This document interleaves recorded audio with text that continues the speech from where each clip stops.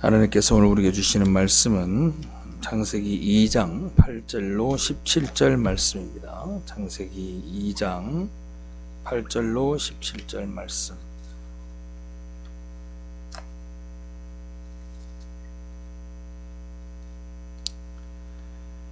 (2장 8절부터 17절까지를 한 절씩 교독하겠습니다.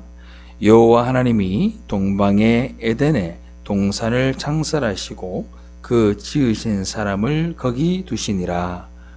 여호와 하나님이 이 땅에서 보기에 아름답고 먹기에 좋은 나무가 나게 하시니 동산 가운데에는 생명나무와 선악을 알게 하는 나무도 있더라. 강이 에덴에서 흘러나와 동산을 적시고 거기서부터 갈라져 네 근원이 되었으니 첫째의 이름은 이손이라. 그의 흘러나 온 땅을 그르르나. 그 땅의 금은 순금이요 그곳에는 베델리엄과 호마노도 있으며 둘째 강의 이름은 유론이라. 온 땅을 흘렸고 셋째 강의 이름은 히데겔이라. 아수르 동쪽으로 흘렀으며 넷째 강은 유브라데더라. 여호와 하나님이 그의 땅을 들어 에덴 동산에 두고 그것을 건설하며 지키게 하시고 여호와 하나님이 그 사람에게 명하여 이르시되 동산 각종 나무의 열매는 네가 임의로 먹되 선악을 알게 하는 나무의 열매는 먹지 말라. 네가 먹는 날에는 반드시 죽으리라 하시니라. 아멘. 할렐루야. 우리는 지난주에 선악과와 생명나무가 의미하는 것은 예수 그리스도의 십자가라고 여러분들에게 말씀을 드렸습니다. 하나님은 선악과 나무와 생명나무를 가지고, 즉 복음과 율법을 가지고 우리에게 예수 그리스도를 그 십자가에 못 박으시고, 그 십자가가 구성된 것은 율법과 복음이다 라고 말씀을 드리면서, 타락한 모든 우리는 그 십자가를 통과해야만 생명나무 열매를 먹고 영생을 얻는 자가 될 수 있다라고 지난주에 말씀을 드렸습니다. 구원의 방법은 다른 길이 없습니다. 십자가를 통하지 않는 방법은 없습니다. 예수 그리스도의 십자가, 예수 그리스도의 보혈의 권능, 예수 그리스도의 죄 사함, 그것이 없으면 여러분들은 결단코 천국에 들어갈 수가 없습니다. 오늘은 그 선악과와 생명나무에 대해서 조금 더 설명을 드리고 그 뒤에 나오는 에덴 동산에 대해서 한번 살펴보도록 하겠습니다. 하나님께서 오늘 말씀에 보니까 17절 말씀에 뭐라고 되어 있냐면, 선악을 알게 하는 나무의 열매는 먹지 말라. 네가 먹는 날에는 반드시 죽으리라 라고 말씀을 하셨습니다. 이런 말씀은 바꿔서 이야기를 하면 선과 악에 관한 구별을 하지 못하는 것을 참 인간이라고 표현하는 것처럼 보입니다. 표면적으로는 이 말이 잘 이해가 되지 않습니다.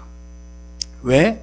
여러분들은 이미 이성을 가지고 있고 사리 분별을 할 줄 아는 사람들입니다. 여러분들이 어떻게 살아가죠? 가급적이면 악보다는 선을 행하고 살아가려고 일평생을 살아왔던 사람입니다. 아이들에게 교육을 할 때도 악보다는 선을 가르쳤으며 일평생을 살아가면서 악한 일보다는 선을 더 많이 행하고 살아왔던 게 사실인데, 이 말을 근거로 한다면 선악을 구별하는 자체가 문제가 되어 버리는 거예요. 그래요, 안 그래요? 그렇잖아요. 그러니까 하나님이 선악과를 먹기 전 인간들에게는 선악을 구별할 줄 안다 모른다, 모르는 상태였다라고 여러분들이 생각이 들잖아요. 그러니까 우리가 아는 지식 안에서 이 성경 말씀을 바라다 보면 이상하게 꼬이기 시작하는 거예요. 그런데 문제는 뭐냐? 선과 악의 구분을 어떻게 하느냐의 문제예요. 선과 악을 여러분들은 뭘로 구분합니까? 우리는 일반적으로 도덕법이나 성문법을 통해서 법에 어긋나면 악, 그 법에 맞으면 선이라고 이야기를 합니다. 그렇죠? 그런데 성경에서 말하는 선은 히브리어로 토브라고 하는데, 그 선이라고 하는 것은 뭐냐면, 따라합시다. 하나님이 맞다고 하면 그게 선이다. 어떤 이유도 없어요. 하나님이 하라고 하면 그게 선이고, 하나님이 맞다고 하면 그게 선이에요. 믿으면 아멘? 그게 하나님이잖아요. 그런데 우리는 그렇게 생각하지 않죠. 우리가 선악을 구분을 해서 어느 만큼의 선을 행하였고 어느 만큼의 악을 행하였다를 우리가 평가한단 말이에요. 왜요? 선악과를 따먹었기 때문에 그런 거예요. 성경이 말하는 선은 우리 인간들이 스스로의 힘으로 생명나무에 도달하기 위해 만든 방편으로 윤리나 도덕이나 도리가 아닌 하나님의 목적과 뜻에 맞는 삶을 우리는 선이라고 하는 거예요. 아멘?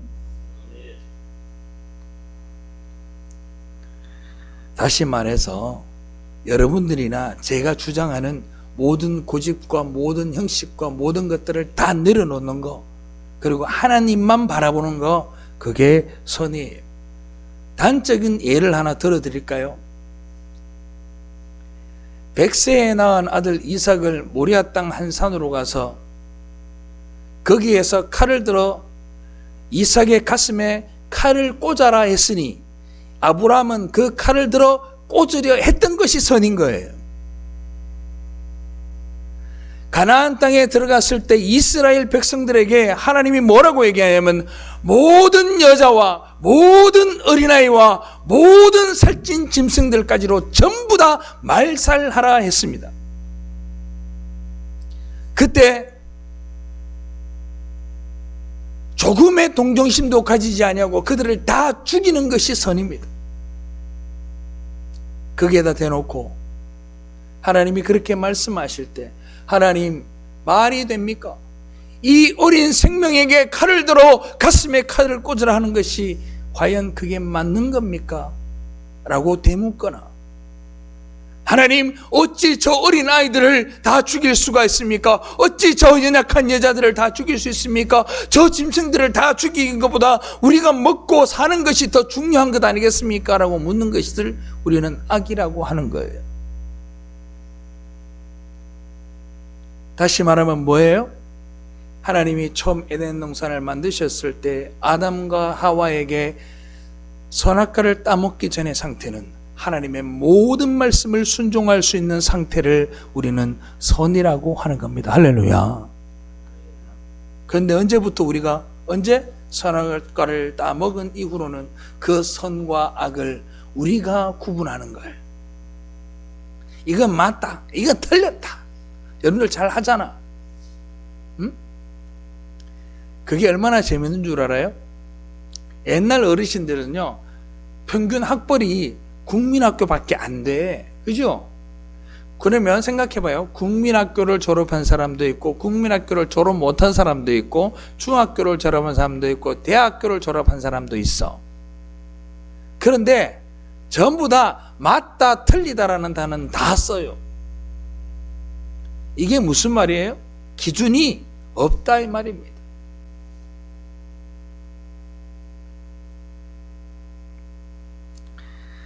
하나님의 말씀을 듣고 순종하면 선이고 아니면 악이 됩니다. 하나님이 악이라고 하는 것은 악으로 인정하고, 선이라고 하는 것은 선이라고 인정하는 거예요. 그런데 인간이 선악과를 따먹고 선악을 알게 되자 선과 악의 기준을 스스로 결정하게 되는 거죠. 자신의 지식과 모든 것을 떠나서 아무리 배워먹지 못하고 난 놓고 기억자도 몰라도 그 사람도 선과 악을 자기 나름대로 규정하고 살아갑니다.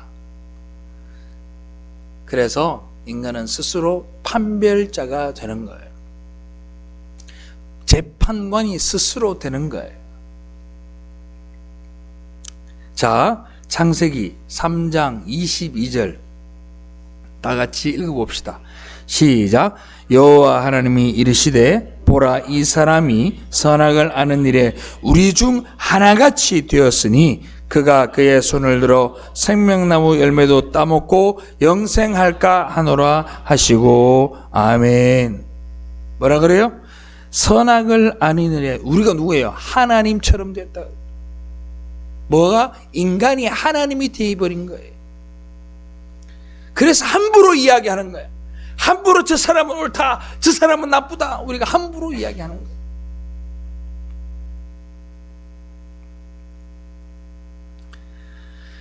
사랑하는 성도 여러분, 인간이 하나님의 말씀을 잘 듣고 선악과를 따먹지 않았을 때에 인간은 생명나무의 열매를 먹을 수 있었습니다. 티끌 같은 존재인 우리들에게 하나님의 은혜로 세상의 모든 것을 누리게 해 주셨습니다. 생명나무를 따먹고 영원히 살 수 있는 은혜도 주셨습니다. 하나님이 지으신 모든 것들을 다 누리게 해 주었습니다. 그럼에도 불구하고 단 하나의 언약인 선악과를 따먹지 말라는 그 언약을 불순종하고 선악과를 먹음으로 인해 그들 스스로가 선악을 구분하게 되었고, 하나님은 이를 통해 우리의 본업인 본래의 모습인 티끌 같은 존재가 어떤 건지를 스스로 경험하게 만들어 주신 거예요. 뭘 통해서? 자기 스스로가 하나님이 되고 자기 스스로가 선악을 판별하게 됨을 통해 내가 얼마나 티끌 같은 존재인지를 알게 하신 거예요. 결론이 뭐죠? 야, 나는 정말 답이 없구나라는 결론을 내리게 만드는 거예요, 하나님. 그 결론을 내린 자는 구원해 주시는 것이고, 끝까지 나는 빛나는 보석이라고 이야기하는 자는 죽을 겁니다. 지옥 갈 거예요. 그리고 인간이 참 인간이 될 수 있는 길은 오직 하나님의 은혜 아래에 있을 때 그 티끌이 하나님이 세우셔서 인간을 만드신 것처럼 그들을 보석으로 삼아 주시겠다라고 하는 것이 오늘 본문이 우리에게 가르쳐주는 메시지입니다. 그 은혜의 생명나무가 왜 우리에게 필요한지 알려주는 거죠. 이러한 선악과와 생명나무의 원리가 율법과 그리스도의 복음으로 우리에게 다가와서 저와 여러분들을 만나게 해 주신 거예요. 그리고 우리는 그 율법과 복음을 통해 우리는 하나님을 발견하게 되고 예수 그리스도를 통해 구원받게 되는 거예요. 율법을 바라보면서 나는 이 율법을 절대 지킬 수가 없는 먼지 같은 존재이구나를 발견하게 되고, 이 먼지 같은 존재에게 하나님의 은혜라는 예수 그리스도라는 복음이 여러분들에게 찾아와서 또 다른 생기를 불어넣으니 여러분들이 생명이 되고 하나님의 백성이 된 줄로 믿으시기 바랍니다. 그런데 우리가 뭐라고 고개를 빳빳하게 들고 우리가 교만할 수 있을까요? 그럴 수 없습니다. 성경은 율법을 뭐라고 얘기하느냐? 몽학선생이라고 이야기합니다. 몽학선생이라는 말이 무슨 말이냐 하면, 아이들이 학교를 들어가기 전에 유대인과 헬라의 당시에 학교에 들어갈 때까지 도덕과 윤리를 가르쳐주는 기초 학습을 시켜줬던 선생을 가리켜서 몽학선생이라고 이야기를 합니다. 그런데 율법이 왜 몽학선생이냐? 율법은 뭘 알게 해주는가라고요? 하나님의 진리 되신 예수 그리스도가 우리의 생명이 된다는 것을 알게 하시기 위해서 성경 말씀을 통해 인도해 주는 하나의 가이드 역할을 한다라고 바울은 그래서 몽학선생이라고 이야기를 하는 거예요. 율법을 통해서 우리는 뭘 배워요? 뭘 하면 안 되고, 뭘 해야 되고, 뭘 하면 안 되고, 뭘 해야 되고를 배웁니다. 그걸 통해서 뭘 배우느냐? 하나님이 이 모든 선악을 주관하셨는데 우리가 이 선악을 판단했었구나라는 결론을 내게 만들고, 그리고 우리의 선생 되신 예수 그리스도에게 나아가게 되는 그 길을 인도한다고 몽학선생이라고 했단 말입니다. 하나님은 인간들에게 지킬 만한 율법들을 주셨습니다. 하나님의 백성들은 그러나 율법을 지키지 않았습니다. 하나님의 백성들은 율법을 지키지 않으면 죽습니다. 죽는 걸 알면서도 인간은 그 율법을 절대 지킬 수 없습니다. 그리고는 그렇게 자신에게 절망한 자들이 예수 그리스도에 대한 은혜를 사모하게 되는 거예요. 예를 들어 설명을 해드릴게요. 어린 아이가 있습니다. 제대로 걷지도 못한 갓난 어린장입니다. 그 아이가 겨우겨우 일어서서 싱크대 위에 있는 바나나 킥을 너무너무 먹고 싶어서 팔을 뻗어보지만 아무리 용을 써도 바나나 킥을 잡을 수가 없어요. 이 아이가 바라는 건 뭘까요? 도구를 사용할 수 있는 지능도 없습니다. 사다리를 놓을 지능도 없고 사다리를 올라갈 힘도 없습니다. 이 아이가 바라는 건 뭐예요? 우는 것밖에 할 수가 없어요. 그 아이가 엉엉 웁니다. 엄마 엄마 하고 울죠. 그러면 엄마가 와서 이야기합니다. 아이를 번쩍 들어서 바나나 킥을 손으로 잡게 해주는 거죠. 그 아이는 그걸 은혜라고 생각을 하는 것이고, 우리 역시 마찬가지예요. 율법을 아무리 지키려고 해보아도, 하나님의 말씀을 아무리 잘 지켜보려 하여도 우리는 결단코 그 율법을 지킬 수 없다는 것을 우리가 발견하게 될 때 하나님 앞에 다 내려놓는 거예요. 하나님, 나는 아무것도 할 수 없네요. 주님이 나를 도와주세요라고 눈물을 흘릴 때 하나님이 성령으로 인해 우리 안에 찾아오시게 되는 거예요. 할렐루야. 그 은혜가 우리에게 있는 거예요.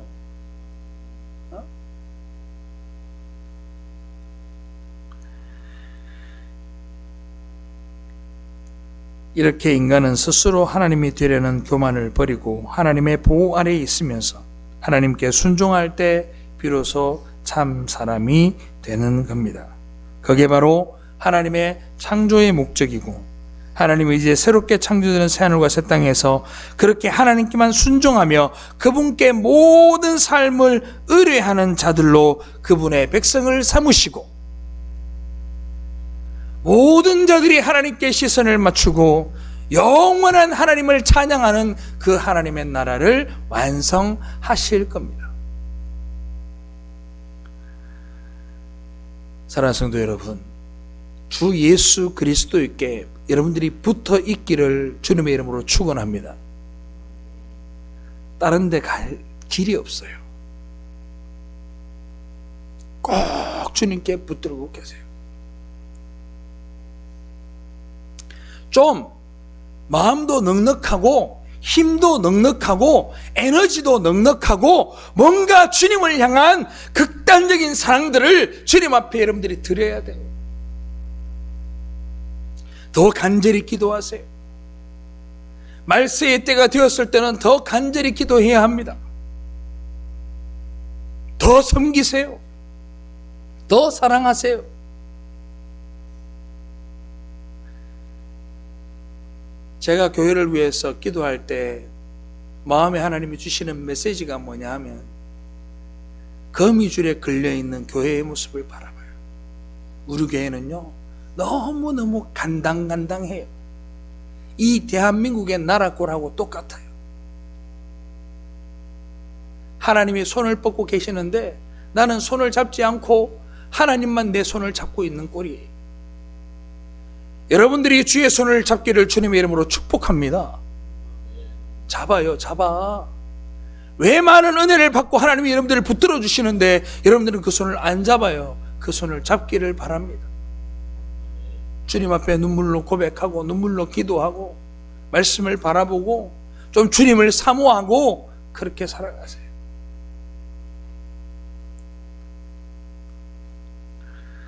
우리는 다른 데 갈 데가 없어요.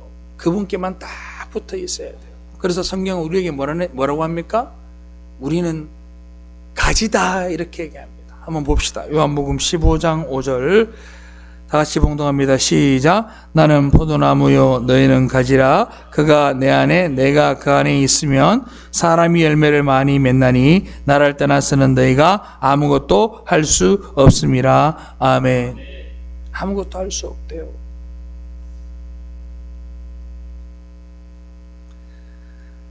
사람이 주님 안에 거하지 않으면 어떻게 되는 줄 아세요? 16절에 보니까 그것을 모아다가 불에 던져 사르느니라 되어 있어요. 그게 택함받지 못한 백성들의 운명이에요. 우리가 타락을 하는 바람에 하나님의 은혜가 필요한 존재가 아니라 처음부터 인간은 하나님의 은혜가 필요한 자였다는 것을 성경이 우리에게 가르쳐 주는 거예요. 할렐루야. 그래서 성경은 예수 그리스도 안에 있는 자들, 다른 말로 하나님께 꼭 붙어 있는 자들을 뭐라고 하느냐? 따라합시다. 계명을 지키는 자들이다. 여러분들이 정말 계명을 지키는 자들이에요? 그렇지 않아요. 그러나 예수 그리스도에게 붙어 있는 자들은 계명을 지킨 자로 주님이 인정하여 주시고, 아멘. 죄 없다, 의롭다 해 주시는 것이 바로 복음이란 말입니다. 자, 요한복음 15장 9절로 10절 제가 읽겠습니다. 아버지께서 너를 사랑하신 것 같이 나도 너희를 사랑하였으니 나의 사랑 안에 거하라. 내가 아버지의 계명을 지켜 그의 사랑 안에 거하는 것 같이 너희도 내 계명을 지키면 내 사랑 안에 거하리라. 아멘. 우리가 지켜야 될 도덕법이나 제사법만을 이야기하는 게 아닙니다. 이 구절은 구원을 받기 위해서는 계명을 지켜야 한다는 조건을 내가는 구절도 아닙니다.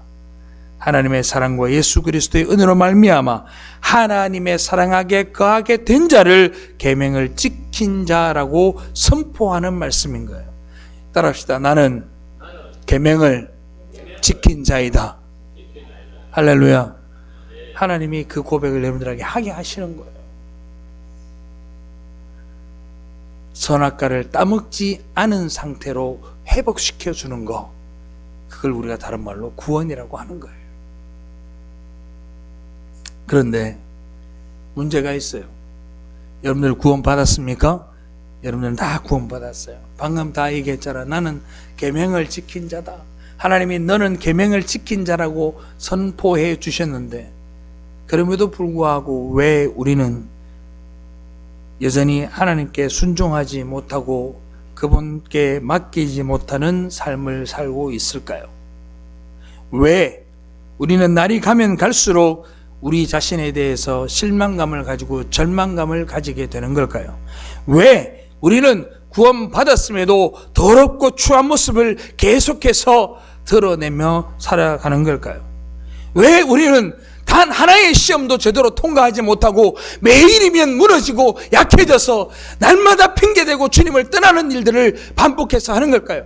왜 우리는 교회를 50년을 다녀도 하나님 앞에 더욱더 순종하지 못하고 무릎 꿇고 기도하지 못하고 내 심령을 토로하지 못하는 그런 삶을 살아가는 걸까요? 왜 우리는 교회를 50년을 다녀도 하나님 앞에 뭔가를 내어놓으면서 아깝다 여기며 하나님의 은혜를 무시하며 살아가는 걸까요? 왜 그렇게 사는 걸까요?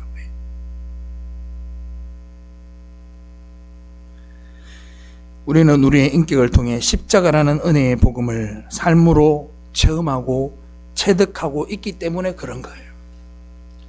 여러분들, 지키지 못함을 통해 뭘 배우느냐? 선악을 배우는 거예요.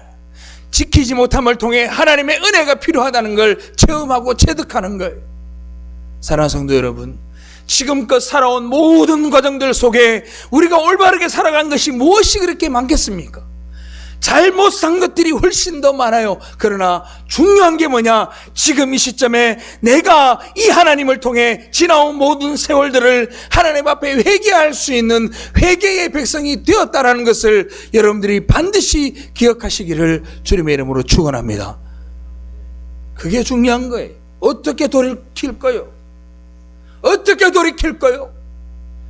교회 안에서도 서로 성도를 시기하였던 적도 있었을 것이고, 교회 안에서 장로를 욕한 적도 있었을 것이고, 교회 안에서 목사를 욕했던 적도 있을 거 아닙니까? 어떻게 되돌릴 거예요? 여러분들이 뱉은 그 말은 절대로 되돌릴 수가 없어요. 그런데 그 잘못된 시간들을 통해 지금 이 시간 하나님 앞에 회개할 수 있다면 여러분들은 하나님의 은혜를 경험하는 백성들인 줄로 믿습니다. 그러니까 제발 부탁인데, 지금 내가 살아가는 이 모든 시간들이 하나님이 내게 주신 은혜의 선물의 시간이란 걸 고백하고 주님 앞에 산산이 부서지고 깨어지는 여러분들 되기를 주님의 이름으로 축원합니다. 그렇게 안 하려거든 교회를 다니지 마요. 뭐하러 다녀요 여기를? 교회를 뭐하러 다녀요? 주님 앞에 눈물 없이 살 것 같으면 교회를 뭐하러 다니냐고.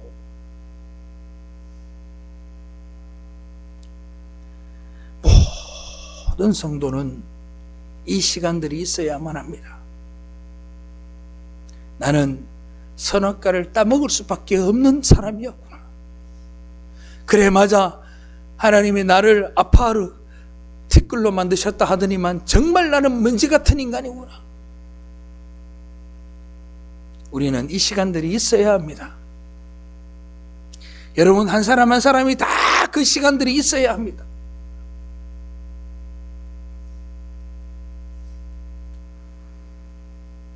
그래서 우리는 구원을 받았음에도 실망하기도 하고 절망하기도 하고 낭망하기도 하고 이 세상을 그렇게 살아가는 거죠. 복음이 내 안에 거하니 내 자신의 더러움이 더 선명하게 체험되어져 가는 거죠. 복음이 내 안에 거한다는 것은 내가 영안을 뜬다는 것이고 영안이 밝아진다는 뜻입니다. 그러면 그럴수록 나라는 존재가 점점 명확하게 보여지고 내 삶의 은혜가 없으면 난 도저히 불가능한 존재구나 라는 것을 자각하게 되는 거죠. 그 절망과 실망이 우리를 십자가로 걸어가게 만드는 거예요. 할렐루야.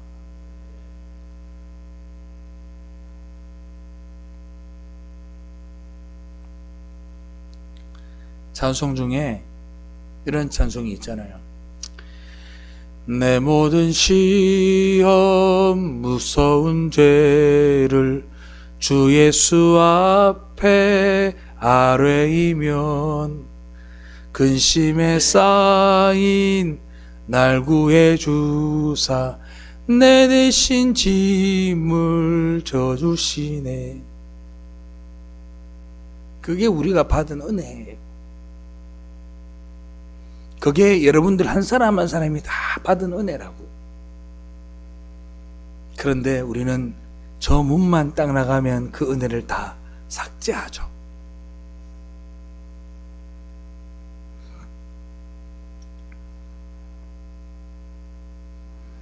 그래서 하나님은 이 절망의 시간들을 우리 보고 많이 겪으라고 하세요. 그래서 우리 자신에 대해서 절망하도록 가끔은 내버려 두시는 거예요. 우리는 인생 속에서 아담이 되고 가인이 되기도 합니다. 그러나 하나님이 그대로 두시지 않고 아브라함이 되게도 하고 바울이 되게도 합니다. 그걸 우리는 은혜라고 하는 거죠. 선악과와 생명나무의 열매를 여러분의 인생 속에서 우리의 삶으로 직접 날마다 맛보게 하시는 것, 그것이 하나님의 우리에게 주신 인생의 쓴맛이라는 겁니다. 우리 주님은 요한의 세례를 받음으로 우리와 하나 되었음을 보여주셨습니다. 그리고 선악과를 따먹은 아담과 하와가 여호와의 동산인 에덴에서 쫓겨나 세상이라는 땅에 갇혀버린 것처럼 예수님이 이 땅에 오셔서 십자가에 매어 달리시고 어둠 속으로 무덤 속으로 들어가 빛 한 줄 없는 그곳으로 내려가서 하나님이 그를 건져주지 않으면 아니 되는 자리까지 끌고 내려가셨다가 구원하여 주셨습니다. 우리 역시도 마찬가지예요. 저 깊은 어둠 속으로 들어가 그 절망 가운데에서 주님의 은혜가 아니면 살 수 없다는 걸 경험하고 인정하고 우리가 고백할 때 그때 하나님 우리를 건져내시는 거예요. 할렐루야. 그러니 내가 그러잖아요. 여러분들이 죽지 않으면 내 안에 주가 살아갈 수가 없는 이유가 바로 거기에 있는 겁니다. 교회를 다니는 많은 목회자들을 제가 만나지 않습니까? 정말 많은 사람들을 만나지 않겠어요? 만날 때마다 느끼는 게 뭔 줄 압니까? 죽음을 경험하지 않은 많은 사람들을 경험을 합니다.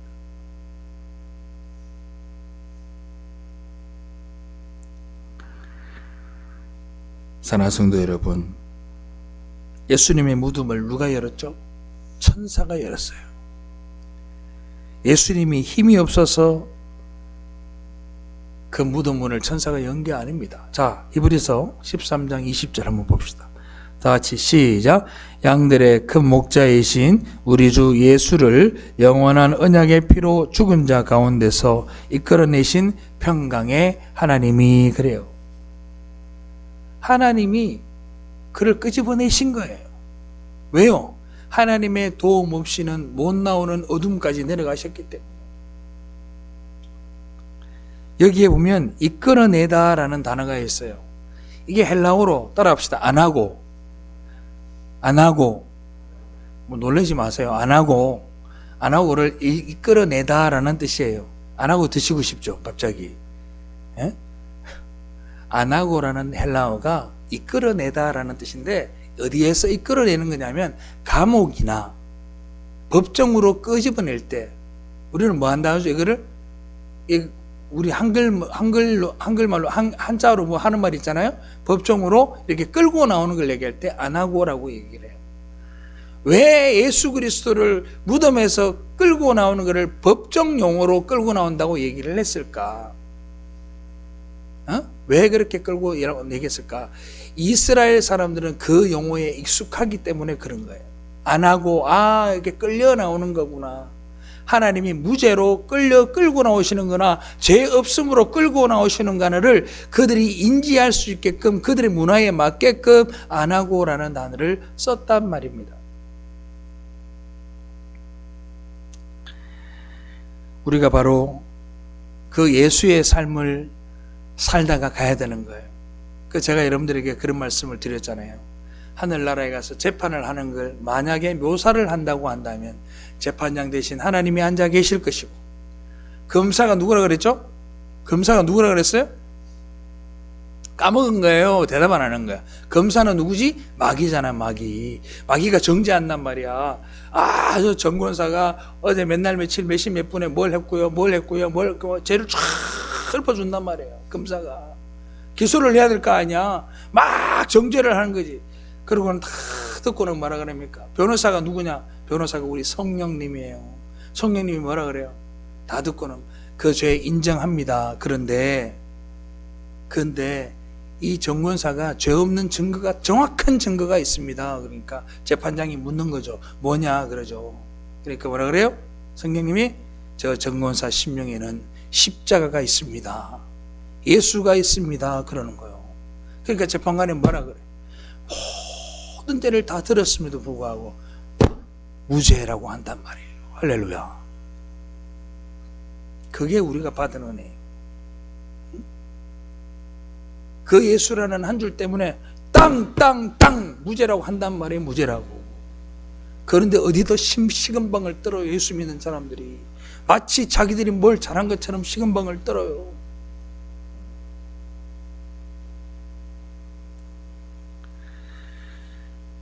거룩한 삶이, 우리가 거룩하게 한다고 해서 거룩한 삶이 되는 게 아닙니다. 계명을 지키는 자의 삶이 거룩한 삶인 것이고, 거룩한 삶이 사랑하는 삶인 것이고, 그리고 사랑하는 삶이 곧 하나됨을 만들어가는 삶이고, 그 삶을 우리는 거룩한 삶이라고 얘기를 하는 거예요.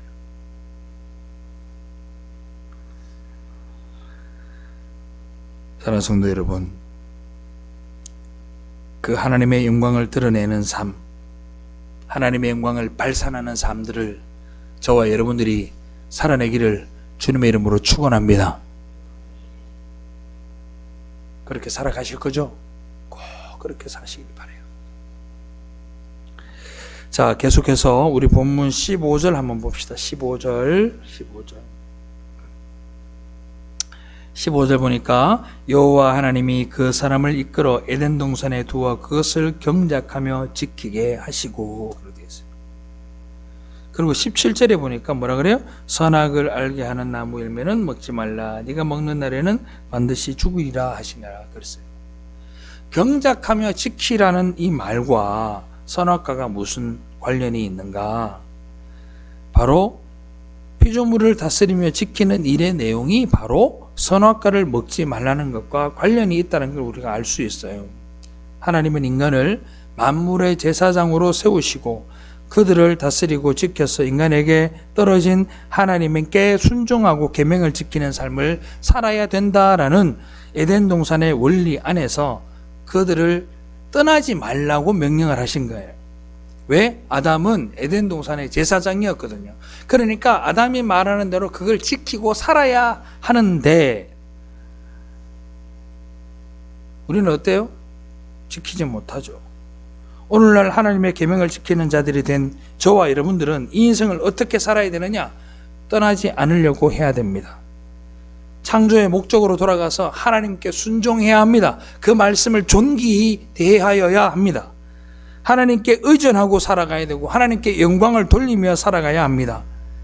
그리고 다른 피조물들이 하나님의 창조의 목적으로 돌아가는 데에 기여하는 삶을 살아야 합니다. 더 나아가서 여러분들 주위에 하나님의 영광을 가로막는 자들이나 하나님의 영광을 알지 못하는 자들에게 그 하나님의 영광을 알게 하는 일들에 기여하며 살아야 합니다. 그게 예수 믿는 자의 삶입니다. 그게 우리가 이 땅에서 살아내야 될 삶이에요. 여러분들 과연 추석 명절 때 과연 우리가 얼마나 그것을 드러내고 사셨는지요? 하나님의 영광을 드러내기를 주님의 이름으로 축원합니다. 꼭 그렇게 되기를 바라요. 꼭 그렇게 되기를.